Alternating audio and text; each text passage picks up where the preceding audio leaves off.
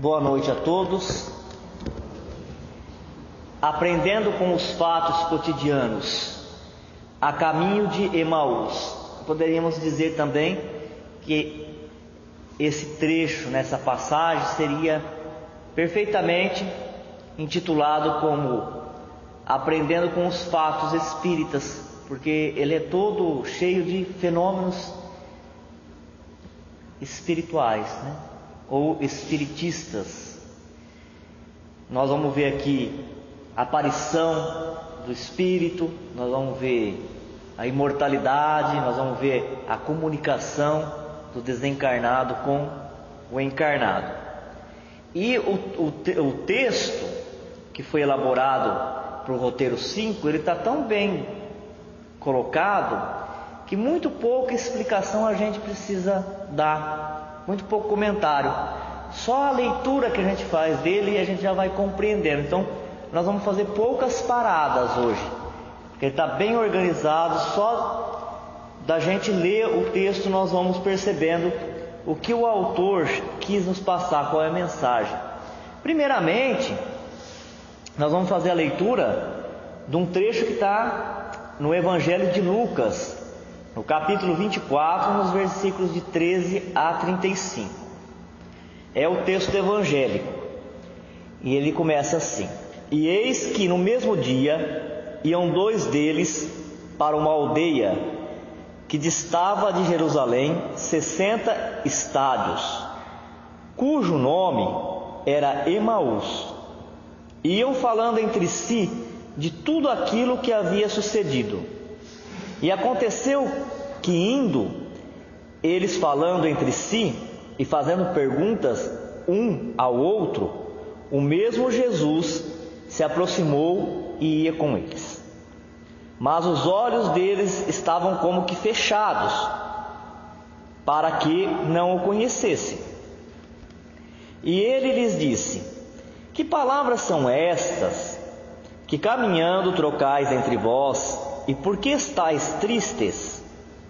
E respondendo um, cujo nome era Cleófas, disse-lhe: És tu só peregrino em Jerusalém, e não sabes as coisas que nela têm sucedido nesses dias? E ele lhes perguntou: Quais? E eles lhe disseram: As que dizem respeito a Jesus, o Nazareno, que foi um profeta poderoso em obras e palavras diante de Deus e de todo o povo, e como os principais dos sacerdotes e os nossos príncipes o entregaram à condenação de morte e o crucificaram. E nós esperávamos que fosse ele o que remisse Israel. Mas agora, com tudo isso, é já hoje o terceiro dia desde que essas coisas aconteceram. É verdade que também algumas mulheres dentre nós nos maravilharam, as quais de madrugada foram ao sepulcro, e não achando seu corpo, voltaram dizendo que tinham visto uma visão de anjos, que dizem que ele vive. E alguns dos que estavam conosco foram ao sepulcro e acharam ser assim como as mulheres haviam dito, porém não o viram. E ele lhes disse: Ó nécios e tardos de coração, para crer tudo o que os profetas disseram. Porventura, não convinha que o Cristo padecesse essas coisas e entrasse na sua glória? E começando por Moisés e por todos os profetas, explicava-lhes o que dele se achava em todas as Escrituras.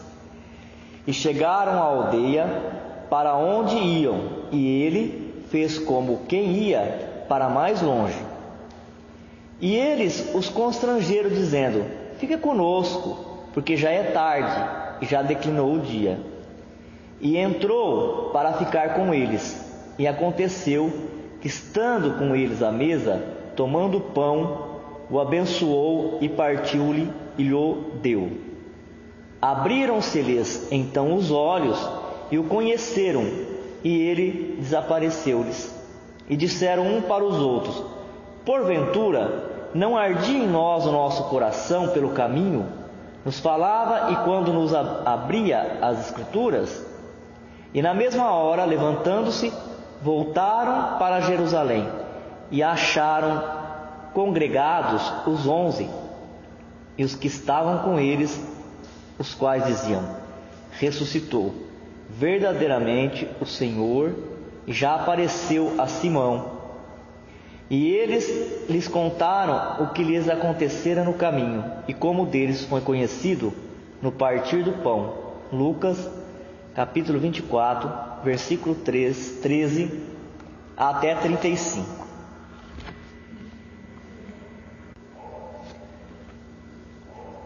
Os acontecimentos ocorridos na estrada de Emaús dizem respeito à aparição de Jesus a 2 discípulos após a sua crucificação, atestando dessa forma a sobrevivência do Espírito. Então, com essa aparição de Jesus para os 2 apóstolos, é mais uma das confirmações que Jesus fez, de que o Espírito sobrevive à morte física.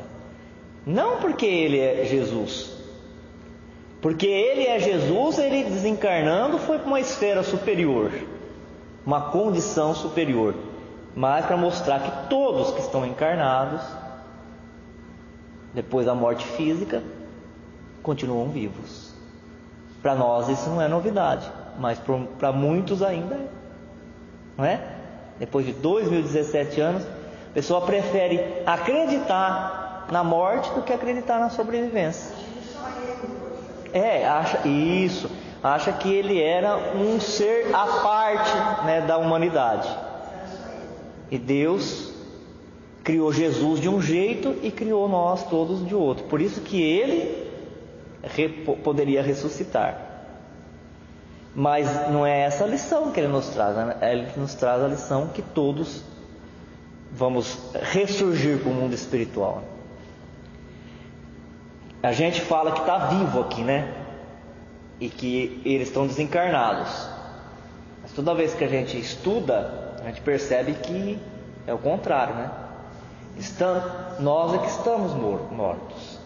Porque num corpo físico, esse amontoado de células, a nossa percepção ela fica congelada, anestesiada.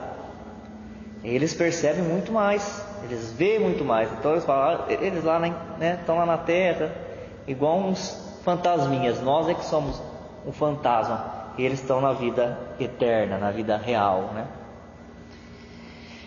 Jesus apareceu aos seus discípulos, apóstolos e os seguidores em 4 diferentes ocasiões depois da crucificação. Aparições que são denominadas ressurreição. Como a gente sabe que nesses eventos que marcaram a vida, a existência de Jesus aqui na Terra, nada foi por acaso, então ele fez questão de aparecer 4 vezes, para que não ficasse nenhuma dúvida. Apareceu para apóstolos, para seguidores, para que depois esse fato ele fosse divulgado e fosse então ampliado essa compreensão da imortalidade.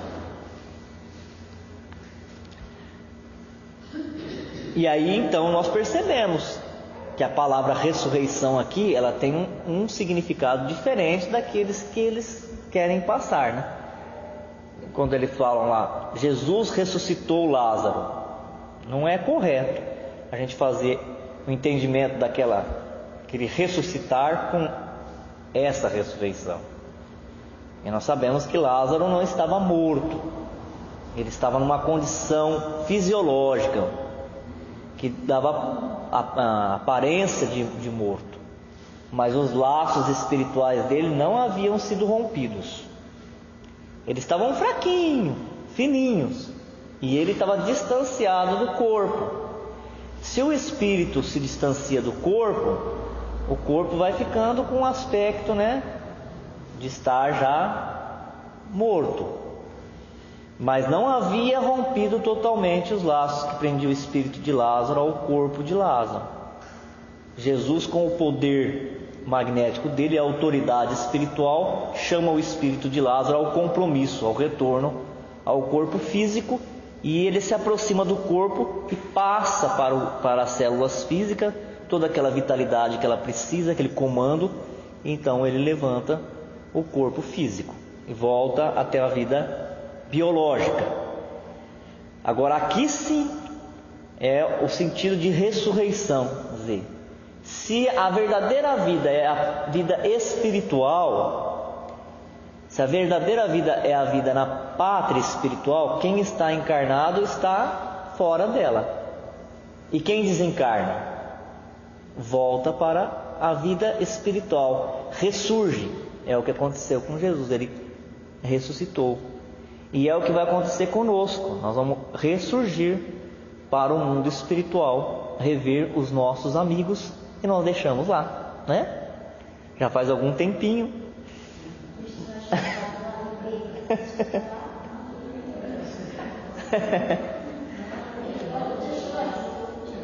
Voltando no tempo, um pouco antes da ressurreição, sabemos que Jesus foi sepultado no dia do martírio na cruz, possivelmente no final da noite de sexta-feira, dia conhecido como a preparação para a Páscoa judaica, por José, rico judeu da cidade de Arimateia. A gente conhece por José de Arimateia,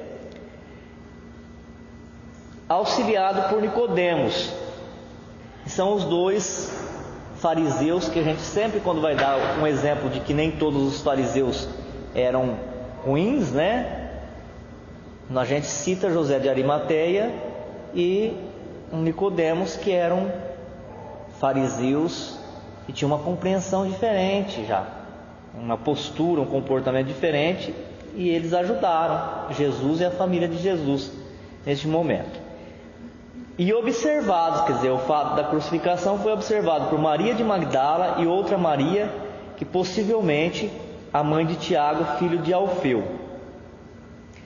Nós sabemos, nós já estudamos aqui também, que existe no calendário religioso, né, duas Páscoas.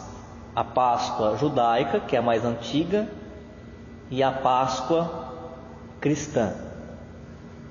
Tem gente que comemora a Páscoa e não sabe nem de uma e nem da outra.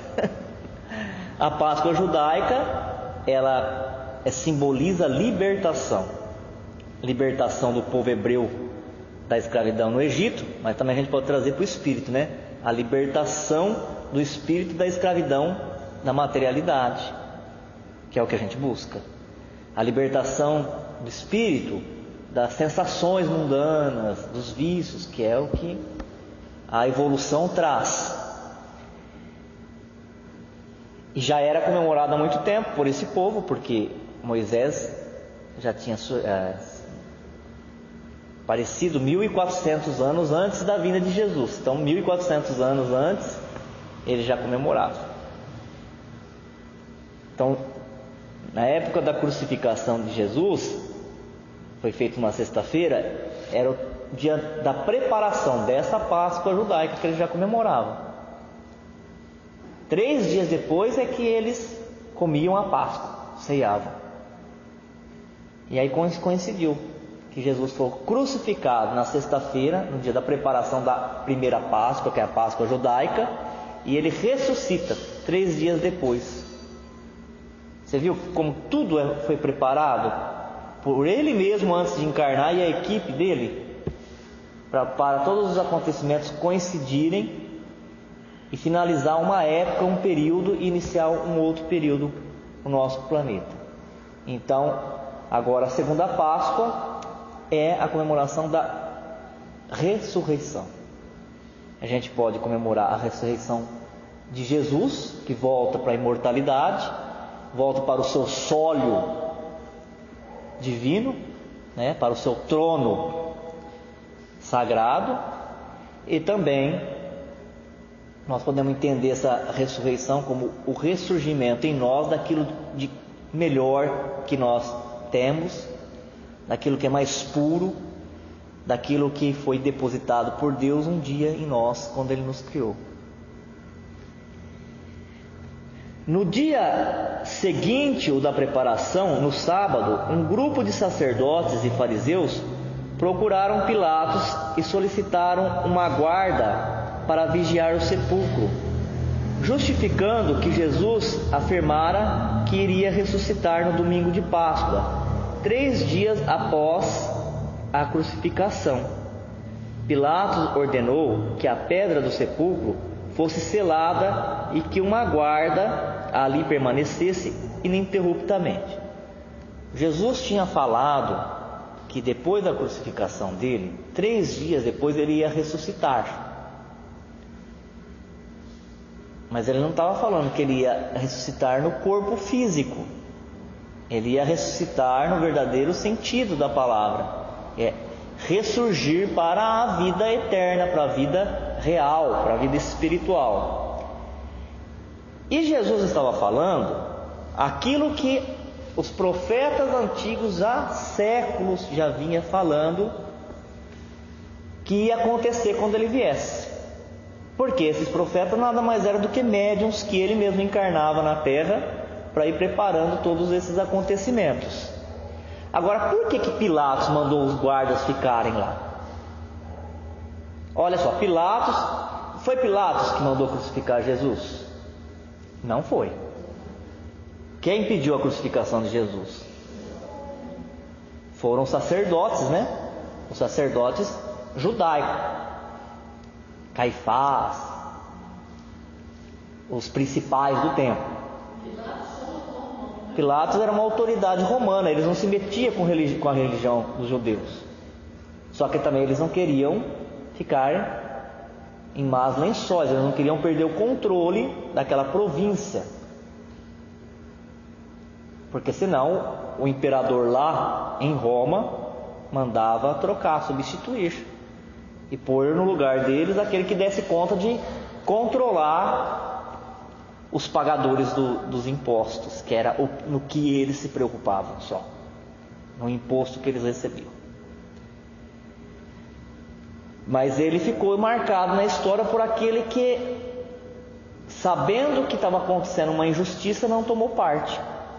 Eu sei que esse homem é justo, mas se eu falar para essa população que estava sendo controlada, insuflada, né, pelos principais do templo, ele poderia ficar numa situação constrangedora ali, uma situação difícil. Então, não foi ele que crucificou Jesus. Mas será que a consciência dele ficou tranquila? Espiritual, né? Estamos falando para aquele momento ali. A consciência espiritual dele ficou tranquila? Não ficou. Assim como a nossa não fica quando nós estamos frente a uma injustiça e a gente quer fingir que não é conosco. A gente tenta, mas não consegue. Foi o que aconteceu com ele. Mas agora aqui já é um outro episódio. Jesus já havia sido crucificado, já tinham colocado eles, porque o costume da época era pôr numa caverna, né? Uma gruta, colocar o corpo lá preparado e fechar com uma pedra. Como Jesus falou que ele ia ressuscitar 3 dias depois, e também os profetas falavam, os médiuns da antiguidade, que ia acontecer isso, Pilatos mandou os soldados ficarem lá. Qual que era a preocupação dele? O homem já estava morto. Qual era a preocupação dele? Que alguém fosse lá, pegasse o corpo e desaparecesse com o corpo, e ia ficar na mentalidade daquele grupo que ele tinha ressuscitado mesmo, ele tinha voltado para o corpo físico e se levantado sozinho, e isso preocupava muito eles, porque isso ia dar força a Jesus, e dar força a Jesus era dar força à mensagem que ele trouxe. A mensagem de Jesus é por demais bonita, porque é uma mensagem de amor. Mas para a gente colocar em prática a mensagem que Jesus nos traz, era preciso reformar tudo. Como é preciso reformar agora, né? Está dando a impressão que está acabando, mas está reformando. Tudo, a maneira de pensar, a maneira de agir, a maneira das instituições serem. E eles não estavam preparados, estavam acomodados. Quem estava no domínio queria continuar no domínio, então eles não queriam aquela mudança. Todo esse controle se revelou inútil, porque ao raiar do dia de domingo, Jesus apareceu a Maria Madalena, a Salomé, esposa de Zebedeu, e a Maria, mãe de Tiago menor. Não é para quem fala que o espiritismo é condenado pela Bíblia, né? Olha lá, Jesus era um espírito.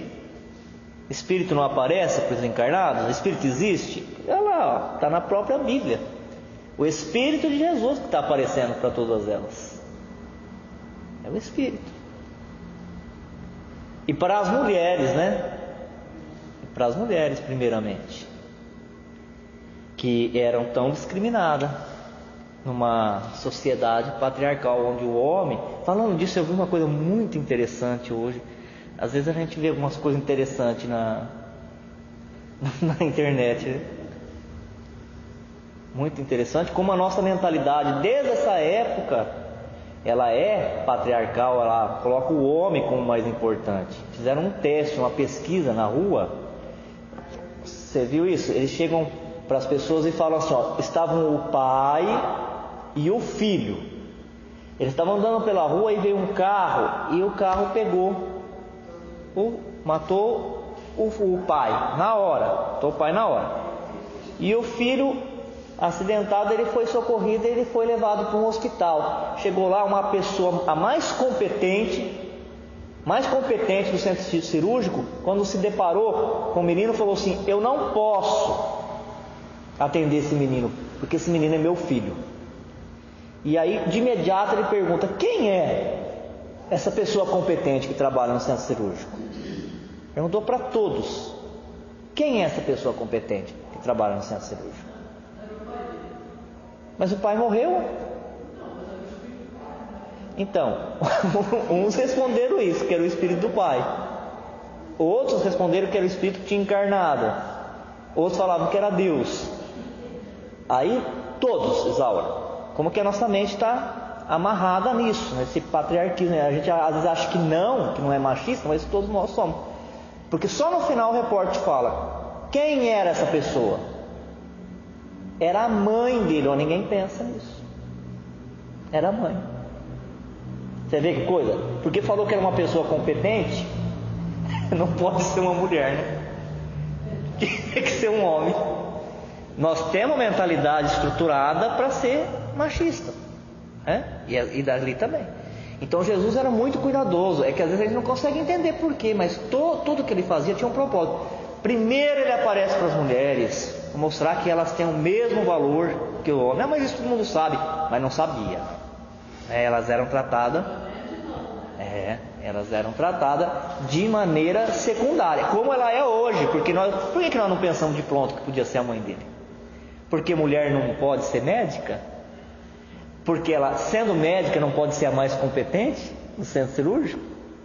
E é por isso que as mulheres hoje, fazendo o mesmo serviço que o homem, até trabalhando mais, ganham menos do que o homem. Isso está nas estatísticas. Está nas estatísticas. Então ele aparece porque ele é, o Divaldo sempre fala isso, Jesus foi o primeiro a ressaltar o valor da mulher, né? A importância. O Divaldo falava, o Chico falava também. Jesus respeitava a mulher, porque ele sabe que todos somos espíritos, e que o espírito encarna homem, encarna mulher. Então os dois têm valor para a sociedade. Em cada posição ele vai tirar uma experiência para a sua imortalidade, uma força. E depois ele continua aparecendo. Todo esse controle se revelou inútil, porque ao raiar do dia de domingo, Jesus apareceu para Maria de Madalena. Olha, é tudo significativo. Quem era Maria de Madalena para aquele povo?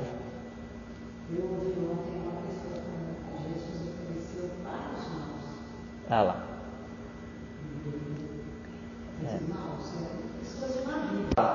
Aqueles que já se espiritualizaram, aqueles que já conseguiram com que a sua mente abrisse e conseguiram assimilar como é que funcionam os princípios, as leis divinas, eles já estão nesse paraíso, no céu que se busca, né? Porque o céu é isso, não é um lugar, é a compreensão de vida, é usufruir de todo o bem que Deus quer para nós, mas a gente só pode estar desfrutando desse bem se a gente estiver no caminho certo. E quem já está no caminho certo não precisa de guia. Então Jesus veio e apareceu para Maria de Madalena. Primeiramente. Deu a prioridade para quem mais precisava. É isso mesmo. E não é por acaso não, né? A gente entende hoje que não é nada por acaso, é tudo com propósito. A Salomé, esposa de Zebedeu, e a Maria, a mãe de Tiago Menor. E lógico que quando essas mulheres foram falar para eles não acreditaram, né? Porque era coisa de mulher, né? Mulher que é cheio da criatividade, da fantasia. Elas não acreditaram. Eles não acreditaram de pronto. Veja também na nota de rodapé C, quem tiver a Bíblia de Jerusalém, referente à identidade das mulheres citadas em Marcos, no capítulo 15, versículo 40, e outros evangelistas. Lucas fala também da presença de uma certa Joana. Então, mais tarde, no mesmo dia, Jesus apareceu a 2 discípulos na estrada para Emaús, que é o texto da lição de hoje. Está em Lucas, capítulo 24, versículo de 13 a 35. Manifestou-se também aos apóstolos quando esses se encontravam à mesa. Está no Evangelho de Marcos, no capítulo 16, no versículo 14. Censurando-lhes a incredulidade a respeito da sua ressurreição. Tornou-se visível a Pedro, Tomé, Natanael, aos filhos de Zebedeu e a mais 2 discípulos não identificados no Evangelho. Esse trecho está no Evangelho de João, no capítulo 21, nos versículos de 1 a 17. Junto ao lago de Tiberíades, a última aparição de Jesus e a sua ascensão ao céu aconteceu em Betânia. E esse trecho que fala da ascensão de Jesus ao céu, perceberam que aqui ele fala ao céu, né? Tem passagem que fala aos céus. Quer dizer, aos céus pode ser em qualquer dimensão espiritual, tem várias dimensões da espiritualidade. Quando aparece ao céu, aqui a gente vai entender que é num lugar onde só pode habitar o Espírito puro. Quer dizer, aquela condição mesmo de espiritualidade pura, de comunhão plena com o Criador.